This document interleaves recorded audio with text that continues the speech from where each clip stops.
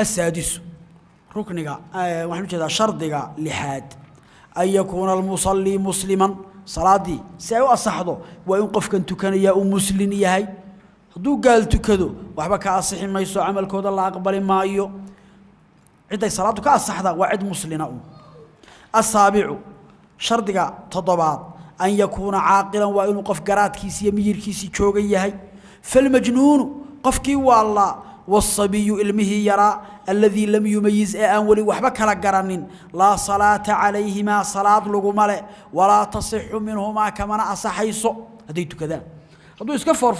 فرفرصة علمه يرى وحبك لقرنين أنولي بعقل بيالاني أما نيكي والله مساجد كما وصوقلوا إن لا تكدو سيدي أن أتكني وتكدو لبضا مدنا بالصلاة كما أصحيص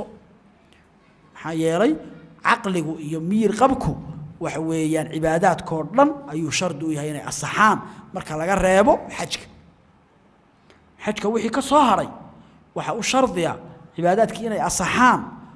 cibaadaadkii badaniga ay qofku uu la imanayay inay asaxaan waxa uu shardiya in qofkani uu yahay qof marka miyir qaba an yakuna aaqilan wa in aqligiisi joogo fil majnun ki wallah wasabiyu ilmihi alladhi lam yumayyiz an wali waxba kala soocin ilmihi wax kala socday wax kala garanayay 7 jirkii 8 jirkii 9 jirkii wax kala garanayay salaadoodu waa caad hadaba labadaas la salaata alayhima salaad lagu malay wala tasixu minhuma kana asixi mayso